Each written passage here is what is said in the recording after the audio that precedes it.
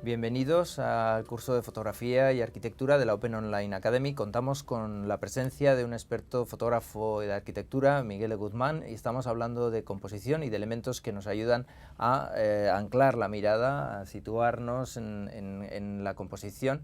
Y esos elementos muchas veces tienen que ver con el factor humano. Hemos visto cómo ya Sulman introdujo elemento humano en sus arquitecturas, dotándolas de vitalidad. Sobre estos aspectos hablaremos más adelante, pero ahora, dentro de la composición, Miguel, ¿qué nos puedes contar de estos aspectos? Pues a mí me interesa mucho la historia que cuenta cada fotografía y cómo la vamos a recorrer para contar una historia. Entonces nosotros nos vamos a ayudar de ciertos elementos que nos van a servir como de guías o de elementos estabilizadores, sobre todo en los momentos en los que nos vamos a encontrar arquitecturas que son más difíciles de identificar o en los que queremos introducir varios temas, ¿no? Por ejemplo, tenemos que tener muy claro que la figura humana es algo que va a tener un peso visual inmenso dentro de una fotografía de arquitectura, porque nuestra percepción está diseñada para buscar otros humanos, identificar otros humanos, con lo cual en cuanto veamos una figura, nuestro ojo se va a ir a por ella. O sea, eso va a ser un punto clave. Entonces, por ejemplo, en esta imagen estamos desarrollando una composición bastante armónica a través de, sobre todo, tres elementos que a su vez nos van a ayudar a contar una historia sobre este edificio. Para empezar, el elemento humano, que no es un elemento cualquiera. Este edificio es un teatro en Zafra, por el arquitecto Enrique Crae. Es un pueblo muy pequeño del oeste de España. Es un espacio rural y es un edificio contemporáneo dentro de un entorno muy rural. Nosotros estamos hablando de eso en una foto en la que ni siquiera se ve el edificio entero, es un detalle. Nuestra persona es un habitante del pueblo que pasaba por allí. Nosotros tenemos aquí un elemento geométrico muy claro, que es casi un cuadrado, con una textura muy fuerte y un color cálido y oscuro, con lo cual está asumiendo un peso visual muy grande, con lo cual está compensando el peso visual de la persona que está a la izquierda. Entonces, pero este elemento también nos cuenta una historia, que es la tierra, que es lo que hay enfrente, ¿no? Este es el reflejo de un muro de piedra, de una tierra roja, que es la tierra típica de esa zona. Al mismo tiempo, nosotros ya estamos, al distribuir las líneas del edificio, estamos un poco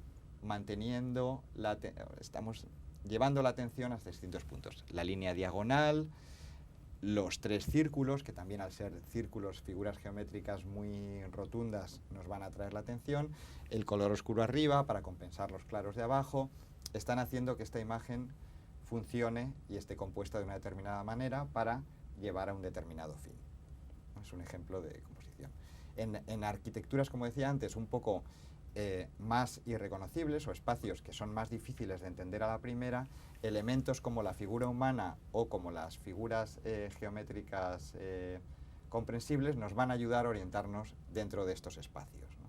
La manera en la que colocamos los elementos, poniéndonos frontales a un cuadrado, nos va a ayudar a tener un punto de anclaje en el que nuestra mirada nuestro cerebro se va a sentir tranquila para poder ir explorando el resto del espacio. Incluso muchas veces esta figura nos va a ayudar o va a ser esencial para entender el espacio en sí mismo.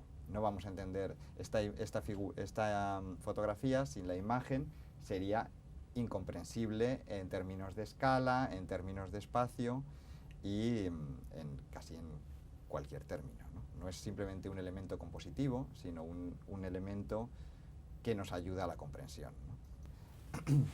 En esta otra fotografía del mismo proyecto que enseñábamos antes, un ayuntamiento en Oostkamp, en Bélgica, también la situación de las diagonales, el aparecer los personajes, nos está ayudando también a ponernos en nuestro sitio, nos están sirviendo de guía para poder explorar este entorno arquitectónico que se sale de lo habitual, ¿no? Que no es un entorno ortodoxo.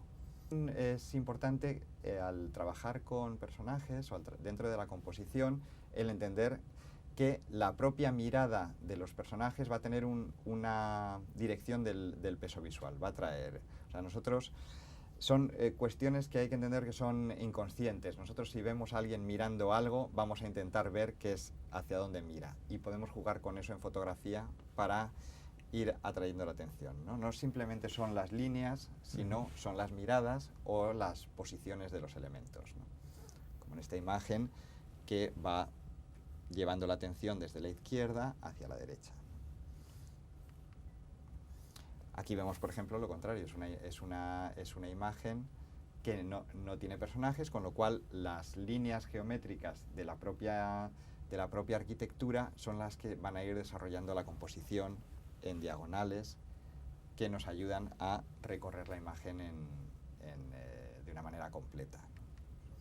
Otra, vuelve a pasar lo mismo, el uso del color, el uso de la figura y el uso de los elementos en primer y segundo plano también nos compone la imagen de manera que nos ayude a recorrerla, ¿no? O en esta, ¿no? Cuando partimos la imagen provocando casi situaciones perceptivas muy inestables, ¿no? Ponernos justo en un eje vertical es una situación en la que no solemos estar, o sea, es raro verla, pero que nos ayuda también para describir un espacio tan geométrico potente como este, ¿no?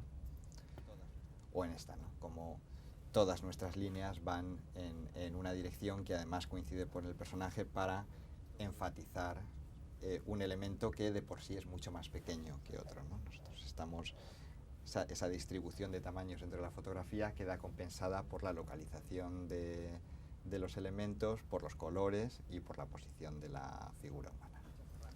Entonces, son muchas herramientas con las que podemos trabajar en mucha profundidad en fotografía y arquitectura. Bueno, queda bastante claro todo lo que hemos visto de las composiciones con estos ejemplos tan interesantes del propio fotógrafo que los ha realizado, que en los siguientes vídeos nos hablará también de su trabajo, de cómo funciona desde el encargo hasta la realización y la publicación final, y qué es lo que tiene que hacer un fotógrafo de arquitectura, ¿no? Para poder situarse pues, en el panorama en España, desde luego, e internacionalmente, en la posición tan importante que tiene Miguel de Guzmán. Os espero en el siguiente vídeo.